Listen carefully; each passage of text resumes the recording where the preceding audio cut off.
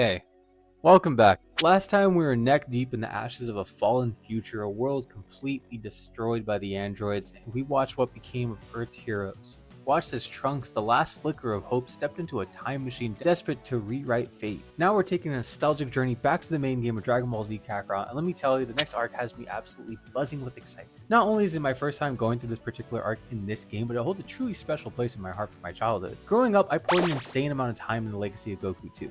Those two-button battles became epic brawls in my imagination. Now to see all of that reimagined with a talented dev team, I'm beyond hyped to dive in and see how they tackle my favorite saga, the Android Saga. A year has passed on Earth since Goku's clash with Frieza, and life has settled back into a deceptively normal rhythm. But of course, in the Dragon Ball universe, normal is just the quiet before the storm. A new threat is looming large on the horizon. Frieza's returned to Earth and he's brought his father King Cold with him. Their plan is to lay waste to absolutely everyone, ensuring that Goku returns to a deserted, lifeless planet. Which honestly wouldn't be the greatest idea, would it? If Frieza saw what happened to Goku after Krillin's death, coming back to find his entire home wiped out would have been a much bigger problem. Clearly that arrogance didn't get left behind on that. Kakarot wastes no time immediately throwing us into Gohan's shoes. We're already gathering at Frieza's location, cutting straight to the chase and skipping the phone call from Krillin about the impending doom. Cold and Frieza along with their army of minions land on the planet, but before they can even take out a single Earthling, someone appears. Someone we just spent a lot of time with. Trunks is fresh out of the time machine and in a few seconds slices down the army with his sword. Frieza, still believing this mysterious man is nothing more than a normal Earthling, is shocked to his core when Trunks instantly transforms into the legendary Super Saiyan right in front of him. Now we get to jump back in and play as Trunks, and it feels much more different. He's more confident. The combos are fully extended now than the younger counterpart we just got done playing with in the DLC.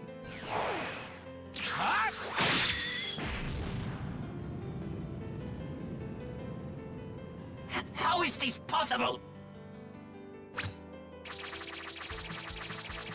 Frieza! Whoa! Ha!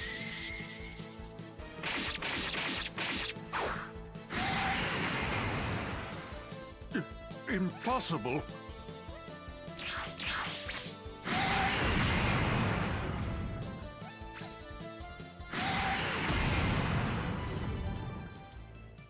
Trunks leaves absolutely not a second to spare, completely ridding the world of Frieza and Cold. There's no grand monologue, no lingering dialogue given to Cold. He's utterly destroyed. The galactic tyrant that once destroyed planet Vegeta and the entire Saiyan race, a force so powerful it pushed our heroes to their absolute breaking points to overcome, has been sliced into bits in under a few seconds. Now, if there's anything here I would have changed, is I would have loved to spend more time with how much Frieza really feared another Super Saiyan, but I guess this was pretty fast in the manga.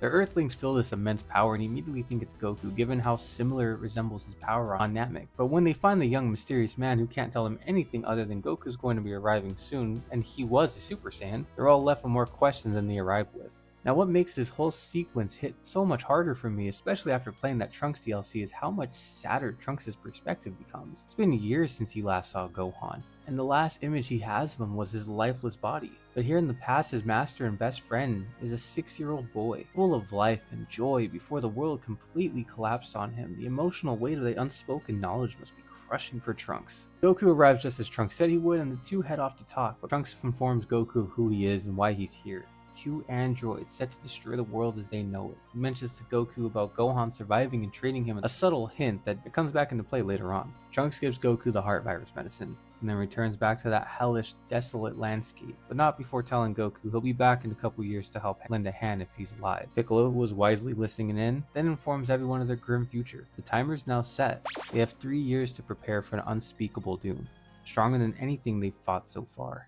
Now the next part is full of side quest shenanigans, including a throwback side quest about Goku getting his license. Nothing really notable here to talk about other than getting access to the sensu beans, which is a healing item that completely restores your ki and health. And honestly, with how the game's difficulty is starting to ramp up, I think this was the perfect time to give them to us. Now after all those are done, Goku heads off to where Piccolo and Gohan are training, a familiar landscape where they shared their training for the first time. Goku thanks Piccolo for helping Gohan grow so much stronger while he was dead and even apologizes for the situation occurring in the first place. Both Goku and Piccolo tell Gohan that he will be the strongest of them all, much stronger than both of them could even dream of, and that the next 3 years are going to be spent training him as much as humanly possible. Piccolo mentioning that if Gohan doesn't get stronger, they'll be in real trouble. Now to Gohan, this just seems like a normal intense training session for the next few years, but only Goku and Piccolo know the chilling truth here. Gohan needs to survive. If they die to the androids and the heart virus, it's going to be all up to him to protect the Earth. The weight of the future rests squarely on his small but growing shoulders. We check in with Vegeta, who's now currently staying with the Brief family at the Capsule Corporation, and Our Highness is requesting a gravity chamber, similar to what Goku used when he got to Namek in his space pod. But of course, this leads us into a fetch quest. But while we're out on this errand, we run into Tien, who's meditating by the city, clearly deep in thought, rethinking his entire approach to training.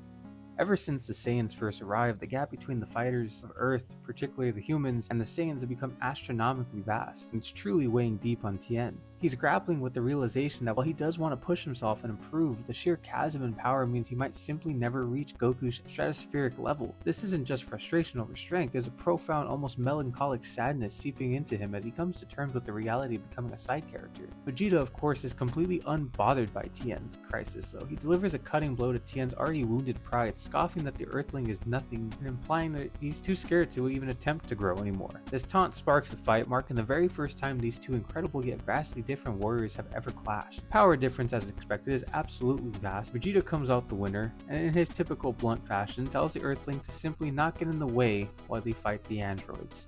When something sparks in Tien's head. He doesn't necessarily need to get strong enough to beat the androids head on, but he's capable of getting in their way of just buying enough time and can make it easier for heavy hitters like Goku and Vegeta to get rid of them.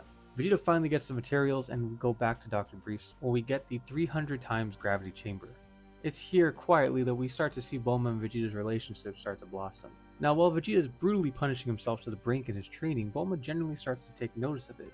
And to help him overcome what seems to be a mental block, a psychological barrier even his immense pride can't conquer, she crafts an ingenious augmented reality training realm for him. Now Vegeta must confront the literal shadow of his former ruthless self. He has to beat the Saiyan prince he once was and overcome those old villainous tendencies if he ever has hopes to truly get close to Goku's strength. Once he finally overcomes himself, breaking through that mental wall, he sets a new profound goal. He no longer cares about ruling the universe, no longer desires conquest among the stars. He simply wants to show Goku he's the strongest Saiyan around and prove he's number one. It's still pride, but much more focus, almost noble. We swap back to Goku, who's getting a call from Master Roshi about someone popping up on the island. When we finally get there, it's Launch, who's looking for Tien. She asks Goku to hunt him down and keep him in one spot so she can finally catch up to him. Goku agrees and we fly off to find Tien training near his house now. The two come to the agreement that Tien will stay around if Tien can gauge where he is in terms of power with the Super Saiyan. This is where the game's difficulty is starting to become a little bit more of a jump from the Namek Saga. He was genuinely annoying to fight.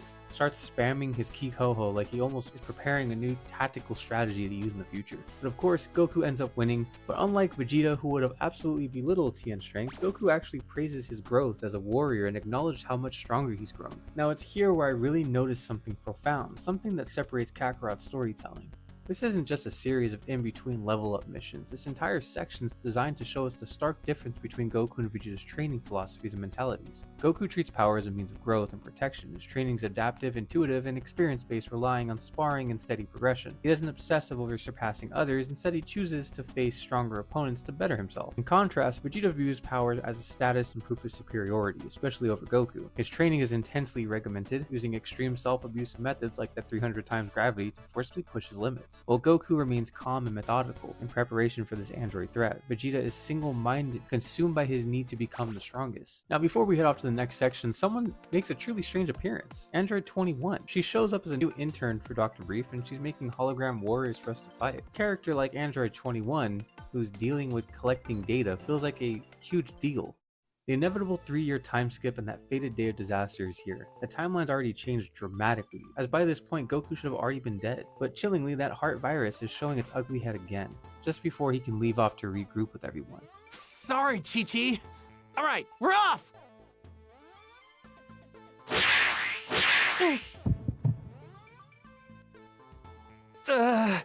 It's probably nothing.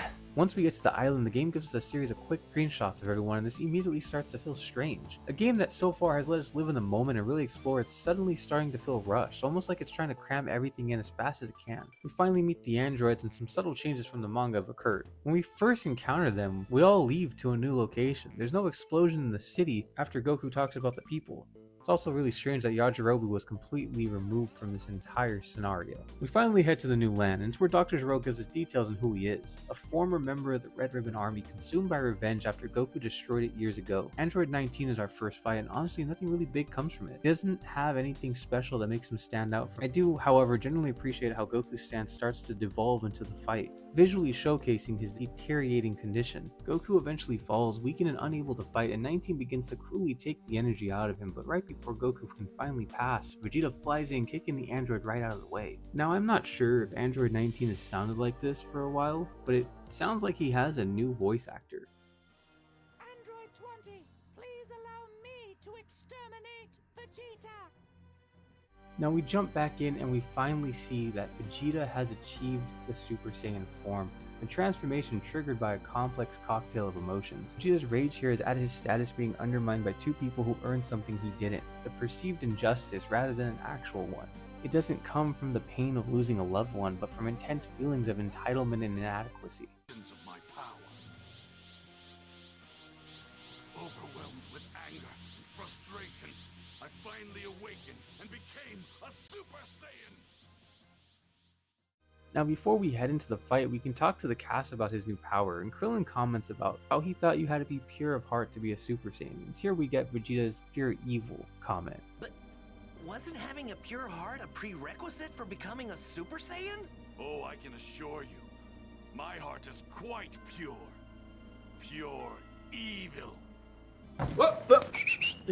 A rejection of Goku's path and proud declaration of his own, one forged an obsession, frustration, and a refusal to be left behind. Ironically, it also signals the beginning of his inner shift, because from this moment on we start to see flickers of the man who will one day fight not for pride alone but for his family, and for the Earth, greater than himself.